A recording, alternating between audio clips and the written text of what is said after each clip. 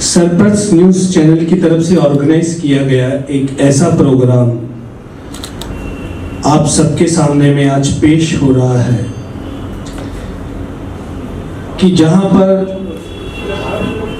सभी धर्मों के जो रिप्रेजेंटेटिव हैं, जो धर्म को जानते हैं, क्योंकि धर्म की बात करना अलग बात है, धर्म को जानना अलग बात है। जो धर्म को जानते हैं, अलग अलग धर्मों से यहाँ पर खास तौर पर मेहमान के रूप में बुलाए गए हैं। हम उनका सरप्रस न्यूज़ चैनल सारे परिवार की तरफ से तहे दिल से स्वागत करते हैं। और मैं एक बार सभी से कहूँगा, सभी धर्म की एकता, आपसी भाईचारे के नाम पर एक ताड़ियां पहले बजा दीजिए।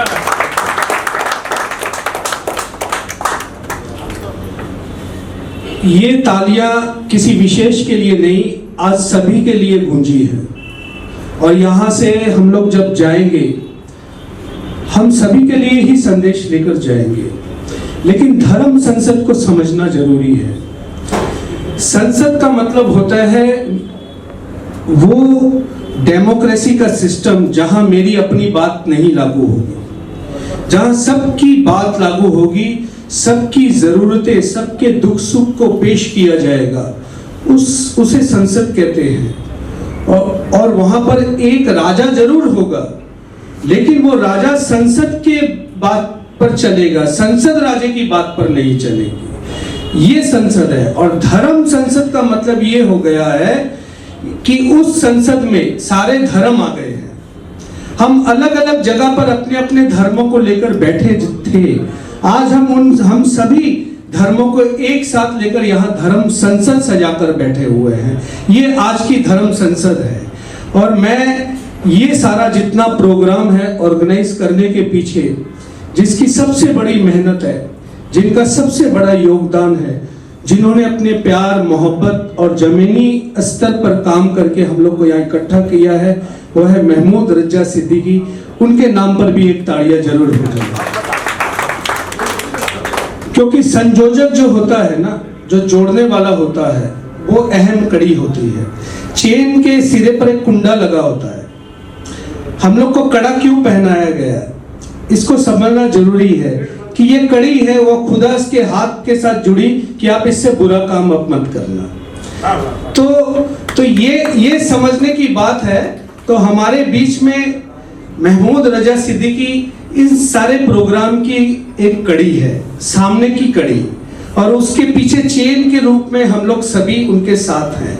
मेरे ख्याल से आज जो नए मेहमान आए हैं, मैं तो उनके साथ तीसरी चौथी बार प्रोग्राम में शामिल हुआ हूं, उनको बता देना चाहता हूं, महमूद रजा सिद्दीकी एक ऐसी शख्सियत का नाम है जो जब जमीन पर चलता है तो मानवता और इंसानियत को देखता है।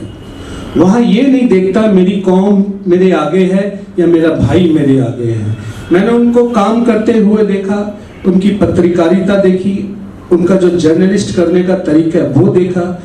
यहाँ तक कि मैंने ऐसा भी देखा जब किसी बात के ऊपर जब नहीं बनती तो वो अपने कौम बिरादरी की भी बात को वही नकार देते थे। मैंने ये धर्म संसद की बात करने वाले ऐसे धार्मिक किरदार को भी देखा जो सही बात करने में गुरेज नहीं करते। ऐसे महमूद रजा सिद्दीकी असूलों के तहत हम लोग जो इकट्ठे हुए, हमें गर्व करना पड़ रहा है। दूसरी बात मैं कहना चाहता हूँ, हमारा जो मीडिया है, देश का जो मीडिया है, मीडिया का मतलब है माध्यम। वहां पर हमारी कौम से या हमारे बीच से कोई जाकर जब बात रखता है, कभी कभी वो अपने मतलब की बात खुद रखता है, लेकिन जिम्मेदार सारी कौम हो जाती है या गुनाहगार सारी कौम हो जाती है या सर सारी कौम का झुक जाता है। आज देश पर कई तरह के सवाल हैं, देश में उन सवालों का जवाब नहीं लिया जा रहा। हम लोगों ने पिछले समय जमीन पर एक साथ महमूद भाई के साथ काम करते हुए पब्लिक के बीच में मुद्दे उठाए थे। जो बच्चे आज पढ़ रहे हैं, जो मास्टर डिग्री कर रहे हैं, जब उनको मास्टर डिग्रियां मिल जाएगी, क्या देश में उनके लिए नौकरियां हैं? क्या उनको 4-5 लाख रुपए की नौकरी मिलेगी? सरकारी जितने भी संस्थाएं हैं वो बिक रही हैं, उनको संभालने वाले कौन है? 2 आदमियों को सरकार की संपत्ति बेची जा रही है। सारी बैंक आज भी आंख बंद करके उनको लोन दे रही है। फर्ज कीजिए आज अगर 2 आदमी डूब जाएं तो इंडिया डूब जाएगा। भारत अपने आप पर, इंडिया अपने आप पर कैसे खड़ा होगा? हम लोग राष्ट्रीय गीत पढ़ते हैं। राष्ट्रीय गीत की शुरुआत कहां से होती है? पंजाब, सिंध, गुजरात, मराठा के ऊपर जरूर होती है, लेकिन आरंभिक कहां से होती है? मेरे भाई कोई बताइए, वो शुरुआत कहां से होती है? जन गण मन अधिनायक जय है। नहीं, मैं शुरुआत कहां से नहीं बोला। मैं क्या, ये जो राष्ट्रीय गीत है इसका अर्थ क्या निकलता है? जन गण मन, जो जनता आवाम, हमारी समुदाय, हमारी सारी एकत्रता का नायक है। जन गण मन जो उसका अधिनायक है, उसकी जय होगी। अगर वो जनता से टूट जाता है, जनता उसको अगर नहीं मानती, नहीं पसंद करती, वो अधिनायक भी नहीं है और उसकी जय भी नहीं है, फिर क्या कहा जाता है कि वो हमारा भाग्य विधाता बनेगा। भारत भाग्य विधाता, तो भारत के भाग्य का, तकदीर का विधाता वही बनेगा जो जन गण मन अधिनायक होगा।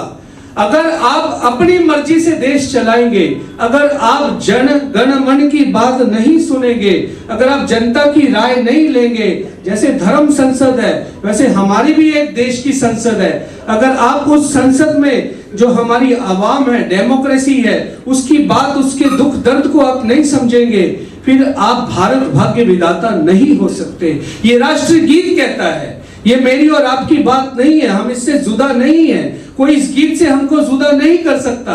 ये गीत हमारे असूलों पर टिका हुआ। उसके बाद कहते हैं पंजाब, सिंध, गुजरात, मराठा, द्राविड़, उत्कल बंगा। उत्कल बंगाल की तरफ ले गया, उत्कल उड़ीसा को कहते हैं। ठीक है, ये सारी बातें सारे भारत को संजोने की बातें हैं। आप मुझे एक बताइए, जब देश का कानून, देश का राष्ट्रीय गीत, देश की परंपरा, देश के त्योहार कौन से होते हैं? 26 जनवरी, 15 अगस्त, ये हमें आपस में नहीं बांटते, फिर उसमें से तुम और मैं कौन होता हूं आपको मुझसे जुदा करने वाला? हम तो आपस में एक है ना। तो इसी एकता को साथ में रखने के लिए सबसे जरूरी जो चीज है, मैंने इनसे सवाल किया था महमूद भाई से, समझना जरूरी है मेरा मजहब क्या है। इन्होंने शुरू में एक अल्फाज कहे हैं कि जो वो क्रिश्चियन कम्युनिटी से आए हैं वो बताएंगे धर्म क्या है, धर्म के अनुसार क्या है। सिख बिरादरी से आए वो बताएंगे। दैट मीन्स हम लोग जो टीवी पर चले जाते हैं, हम लोग जो चैनल पर चले जाते हैं, उठा लेते हैं कहीं से कॉपी किया हुआ, गूगल से किया हुआ, और बताने लग जाते हैं कि फलाना मजहब ये कहता है, फलाना नहीं। हम अगर खुद मजहब को नहीं जानते, हमारा अधिकार ही नहीं है वहां पर मजहब की एक लफ्ज भी कह ले, वहां हाथ जोड़कर माफी मांगनी चाहिए, मैं नहीं जानता, मुझे इसके बारे में नहीं मालूम। आप देश के मुद्दे उठाइए, देश की रोजगार के मुद्दे उठाइए, बेरोजगारी के मुद्दे उठाइए, एजुकेशन के मुद्दे उठाइए। आप मुद्दे उसके उठाइए जो चैनल ये मुद्दे नहीं उठा रहा। ये देश की जरूरत है। आज हम और आप मिलकर धर्म संसद में मौजूद है। धर्म देखिए, सबसे बड़ा धर्म है सूरज निभा रहा है, वो फर्क नहीं करता उसको धूप पाकिस्तान को देनी है ना हिंदुस्तान को देनी है। धर्म निभा रही है हवा, वो तकसीम नहीं करती कि उसे पाकिस्तान में बहना है या हिंदुस्तान में। धर्म निभा रहा है पानी, उसे नहीं मालूम कि प्यास मुस्लिम की बुझानी है या हिंदू की, वो अपना धर्म निभा रही है। तो हम इंसानों को भी तो एक धर्म खुदा ने सिखाया है, तो उस धर्म को क्यों नहीं हम लोग निभाना चाहते? वहां हम लोग क्यों नहीं आना चाहते?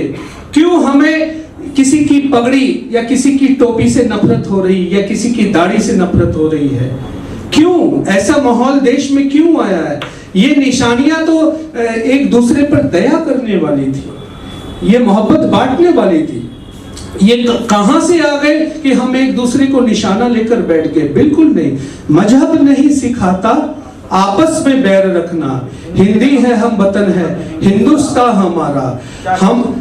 हमने जर्नलिज्म के समय महबूब भाई के साथ हर एक मुस्लिम से क्वेश्चन किया, पर्सनली मैंने बात की, सभी ने एक ही बात की, कॉन्स्टिट्यूशन ऑफ इंडिया को हम लोग मानते हैं। कितनी बड़ी बात है, कितनी बड़ी बात है। देश के तिरंगे को हम लोग मानते हैं, कितनी बड़ी बात है। अशोक स्तंभ को हम लोग मानते हैं, कितनी बड़ी बात है। ये एक अपने आप में बहुत है। फिर वो कौन है जो हमें गलत तरीके से परिभाषित करता है? वो कौन है जो हमारी डेफिनेशन को अपने शब्दों के अनुसार सामने रखता है? हमें सिर्फ उसको पहचानना है। जिस दिन हम उसको पहचानेंगे, लड़ना नहीं है, हमने अदब के साथ उसको नमस्कार करनी है, सलाम करना। हमने एक ही बात कहनी है कि आप अपनी जगह ठीक है, हमें शामिल मत कीजिए। आज की इस महफिल में, धर्म संसद में, हम लोग सभी अलग अलग मजहब से यहाँ इकट्ठे हुए हैं, लेकिन एक चीज याद रखिए, खुदा एक है। हमारे रास्ते अलग हो, लेकिन हमारे जाने मिलने का जगह एक है।